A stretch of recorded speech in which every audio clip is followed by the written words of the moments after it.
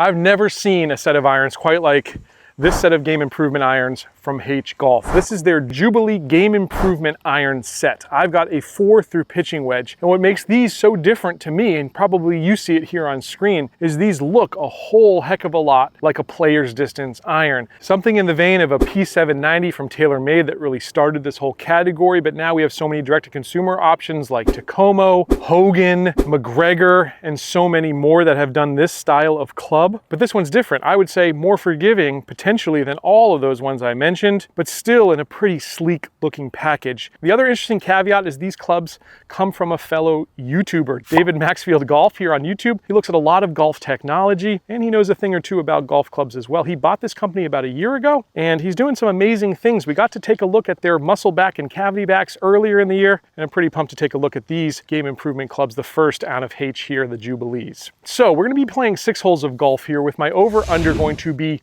+1. If I can do +1 or better, that is going to be a win here for the Haitch irons. I'm also going to be playing a forward set of tees here, and we'll be playing irons only. So no woods here. We're going to be taking irons off all the tees. First, let's have a closer look here at the Haitch Jubilee. All right, so here it is in hand. As you can see, right on here is something different as well. It says forged. You can see there's a lot of mass here positioned right behind where the sweet spot will be on the front of this club, and that is going to hopefully give you higher trajectory and more forgiveness. Now, if I turn this club over, you can see this is hollow body construction. This top line here is pretty meaty. I mean, this is definitely a game improvement club. And here in the 7-iron, you probably won't see the back of the club, but as you move your way up the set, especially once you get to the 5 and 4 irons in the set, you will see a little bit of the back of this club coming out, but it's not egregious. What's also not egregious is the offset. Pretty minimal in my opinion for a game improvement club. I think it's actually a really nice look at address. That sole is going to be a little thicker here as well, and that's going to again provide a little bit easier launch conditions for the higher handicappers who would be focus of this particular club. Now, Haitch can customize these clubs to your own specs, and they've got a variety of shafts available. I happen to have the NS Pro Modus 120 gram stiff shaft on these. Haitch was nice enough to put their custom branded grip on here in medium for me because I like them just a little bit thicker in the grip area. So they can customize that. You can see it's also got that custom blue ferrule on it. Really nice looking package. Again, never seen a game improvement club quite in this vein. Maybe the closest would be the Ram irons we tried, but still I'd say those are more of a player's distance. For a game improvement, about as good as it gets in terms of looks, but as you know, performance is where it's at, and now it's time to take these out on course and put them to the test. First hole here, par 5, so it would be nice to score early. We've got my Garmin G80 on hand, so I'll be able to measure shots. It is an extremely wet day. We're gonna get almost no rollout, so we're gonna take that into account here as we're looking at the measurements. But not only will this give us some GPS measurements, but it's actually gonna give us some launch data here as well. From this tee box, this hole's only playing like 390, so if it was firm and fast down here, I might have a chance of getting home in 2, but probably this is gonna be a 3-shot hole here today. I hit that a little toe side. Real nice peak height though. The club head speed was 86, the ball speed was 122, the smash was 142, which is a good number with a 4-iron, and the estimated carry 177. Let's see where it finished. Now, feel off that first shot was pretty good for a toe strike. It actually felt rather good. Like I said, don't think we're getting home in 2 here, so I'm gonna take a pretty conservative club here, 6-iron. We're just gonna lay it into position. All right, so you can see where we hit right here. And so you know how much rollout we got.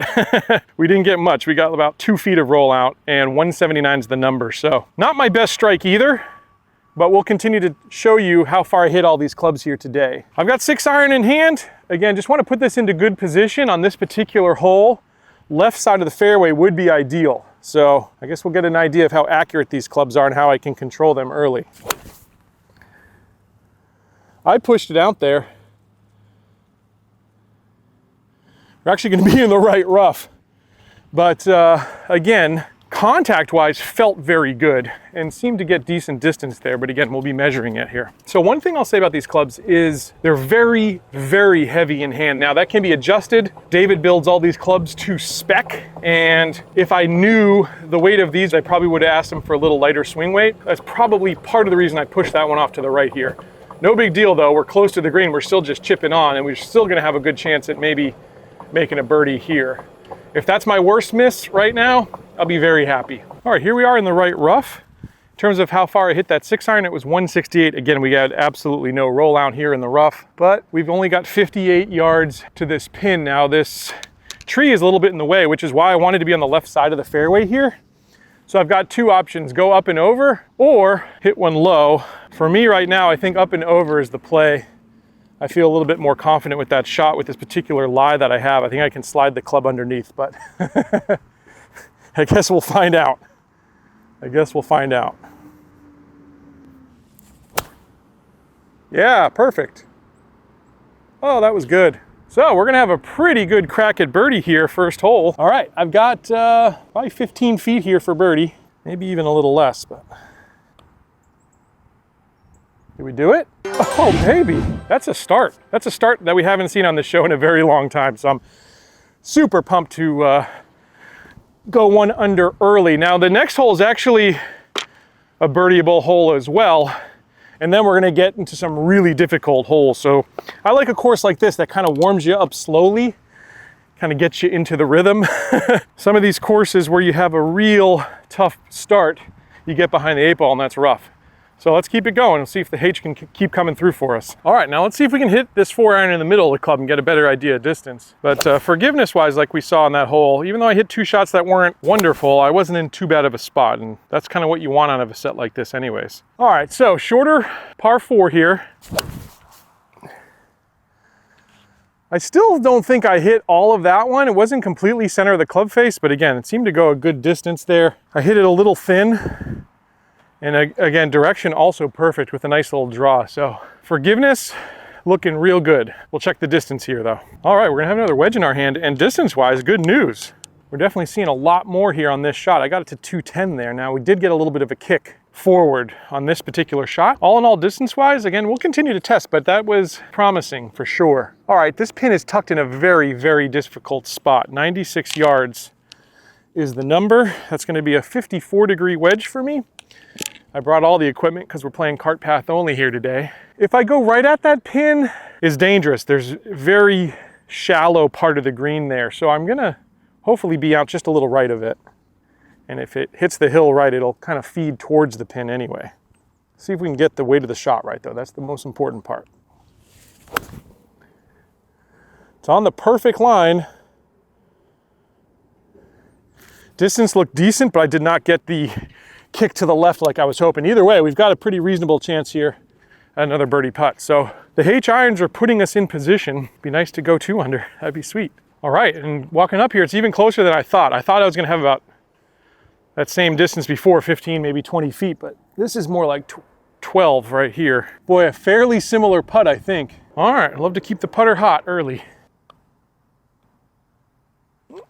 Okay, I don't mind tapping pars. So we're on 1 under. Going to a very difficult stretch of this course. These next 3 holes are going to be a challenge, but with these irons, I think we have a shot. All right, I'm going to go 4-iron again here because this hole is very narrow. I've got to be accurate with it. I hit it in the perfect spot on the last hole, and if I can keep that up, I'll be feeling real good. Oh yeah, and that was dead middle of the club face there, so getting excellent peak height. You couldn't really pick it up and place it in a better part of this fairway. So far, I mean, 4-iron, a very tough club to hit. And I've hit 3 for 3 fairways with it already. So if we want to talk about forgiveness of a club, this seems to be an excellent set in that department. So I got absolutely no rollout, and total distance here on the carry itself, 197 is the number. So I see these clubs basically on a normal day, normal conditions, probably being a 205 to 210 club for me, which is fantastic. Again, considering this is a 23-degree 4-iron, it's not a press loft 4-iron, it's not one of these 19-degree game improvement 4-irons. So really decent distance, I think. All right, I've got 158 here. I'm gonna go 8-iron. Now I hope I don't come up short because there's 2 big sandhill cranes that are laying directly on my line to that pin that's in the front of this green. So we'll see what we get here. It's on a good line. Will it carry the sandhill cranes? Oh, it just barely did. So I came up a little short there. Again, on a good line, but I will say, hit that one thin. You probably saw it. I didn't take really any divot there either, which also shows you I hit it thin. And distance-wise, definitely lost a little bit there. But again, all in all, I think with these clubs, we're probably going to see plenty of distance throughout the day. As Sean just mentioned to me, I've got an audience behind me, so the pressure's on here. I probably hit that, just so you know, about 140. Again, hit it very thin. We need to make a good chip here to get up and down. Pretty straightforward chip. See if we get the weight of it right. Yes. Oh my gosh. I wanted to make it, but we'll take any kind of kick in par on this hole. Never upset about that. So we are headed to, again, another challenging hole, a par 4 that's very narrow. So we need to continue to make sure we're hitting good tee shots, and we've done that 3 out of 3 times. Keep it up. All right, so on this hole, it's a little bit shorter distance, so I'm gonna pull the 5-iron out because I always love to, you know, hit as many clubs in the bag as I can anyways. And I don't need quite as much distance on this particular hole. But again, what I do need is accuracy. I've got to be left of the palm tree that's out there. And man, I'm headed right at the palm tree. Let's see if we get past it. It did. And it's actually in green grass. Now, I don't know if I'm going to have a shot at the pin from there. I might be blocked out. But that swing was all me. I just pulled that one. All right, so yeah, no shot. I'm just gonna punch out back into the fairway, get us into position where we can hopefully put maybe that pitching wedge in our hand and attack this pin. Just like that. Sit. Ooh, I hit it too far. It might be in the rough, but either way, we'll have a good angle at this one. All right, so just missed the fairway literally by an inch, but we've got a perfect lie. It's actually sitting up. It's gonna make this shot pretty easy. 106 is the number. I'm gonna go pitching wedge here. Again, I'm trying to hit all the clubs in this bag. And what I'm gonna do is just choke up on it a little bit, try to flight this down, and we're gonna try to attack. We've gotta get up and down if we're gonna save a par here now after that punch out. It's on a decent line, just right of the pin. See if it funnels down this hill. There's a hill right there. It is working its way back down, but we may have caught the back fringe there. The positive there was the fact that I was able to flight that perfectly. I consider this a game improvement club more so than a player's distance iron. I think there's probably a case that could be made for either, but I really think these sit in the game improvement category. And to be able to control the shot and the trajectory like that, again, massive plus here for the Jubilee irons. So let's see if we can make a tough par save from off the green. All right, so this actually worked out even better than I thought. We're actually exactly pin high. And here's where I landed, and it kind of fed down off this hill a little bit. And for that type of shot, to be able to control the distance as well as the trajectory, man, that's really, really positive. So this putt's a little bit longer than some of the other ones we've had, but I'd still say it's under 20 feet, maybe 18 feet here. We got a half a chance at saving par anyway. Oh, it was bumpy. That was a bumpy ride it took. So unfortunately, we surrender a bogey here, but we're still even par here, which means we're in a good spot for our over-under, and we're heading to a par 3. All right, 145. Let's say we go 8-iron here, right? We saw I came up a little short on the last one. If I get all of it, it will be long, but I'd rather be long than short, I think, on this particular hole. Drawing in there. If it's the right club, we're gonna have a good crack at one. Yeah, we are. We're in good shape. All right, so great shot in there. Exactly what I wanted to do. I'm just past the pin, which I expected. Hit that 150 on a nice smooth swing. Here is my pitch mark. So to give you an idea of stopping power with an 8-iron, excellent. It only ran out less than, I'd say less than 2 feet. So that is perfect. I also hit that perfectly right dead center of the club. Let's see if I can hit the putt perfect and get us back under par. Would be sweet. I didn't give it enough break. I'll never complain about the tapping pars though, so we are headed now to the 6th. All right, we're on the last hole. We are even par. So the over-under is looking fantastic. Even a bogey gets me there today. So on this downhill, dogleg left, I've got 4-iron. If I can hit that hill right, this could go a long way. I didn't catch all of it, but it's gonna be fine. It's just gonna be a slightly longer iron in our hands than I would have liked to have had, but yeah, I mean, all day these things have performed really well. I got very few complaints with the Haitch Jubilees here, especially once I got used to the weight of them. That was probably the most shocking, was how heavy these felt. Again, for this category of clubs, maybe it would have been nicer to have a lighter swing weight, but either way, time to rank these clubs. So on this channel, we always rank clubs on 5 categories. The first one is distance. In the distance category, I think they were ample. These are not going to be the longest game improvement clubs, but they're also, again, with the loft structure these sit at, really not game improvement lofts either. With everything said, I think 4 is a fair score for what you're gonna get out of these. I honestly, even though my score is very good today, I don't think I struck the ball that well, to be quite honest with you. Now, let's talk about forgiveness. That's where I really think these clubs excelled. Again, I just told you I didn't strike the ball that well, and you can see how I'm playing here today. I have gotten up and down a couple times here today, which definitely helps, but all in all, I would say, I mean, 5 out of 5 easily in terms of forgiveness. It's not gonna get a whole lot better, I don't think, in this category. So the next category is gonna be workability. I haven't had too many chances to do that here on course, but I'm actually gonna try to do it right now. So how about I score it right after I take this shot? I'm gonna try to fade one off a downhill lie. Pretty straight. It's fading just a touch.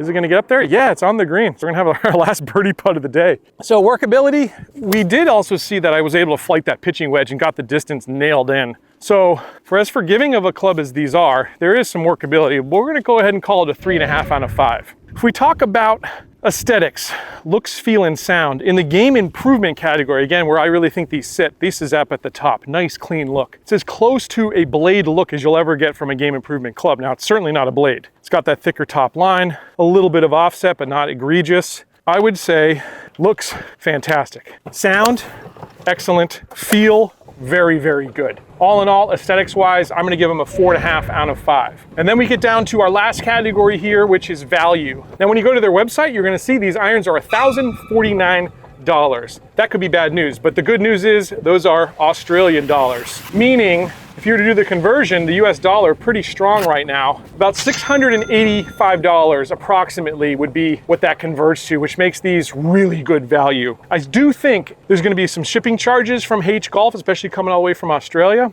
All in all, you should be under $800 with these, which I would say puts these at about a 4 out of 5 for me in terms of value. There are some brands that we've reviewed on this show that are gonna be a little bit less expensive, especially the ones that are based down here in the United States. But I've never seen another club in this particular category where you've got the game improvement, hollow-bodied players look to it. So really, it's in a class of its own. And I think 4 out of 5 is a fair score for the performance that you're gonna get out of these clubs. I've enjoyed them immensely. Looks like we're absolutely gonna break our over-under, assuming I don't 4-putt this one. And this is a set that if you are somewhere in the 30 to 15 handicap range, I think you're really gonna enjoy. I'm not sure this would be your first set of golf clubs, but it might be your last set of golf clubs if you're a high handicapper trying to improve and get a little bit better. I hope you've enjoyed this review. Do me a favor, just check out the Haitch offerings on David's website. He's a real good guy. Whether you buy him or not,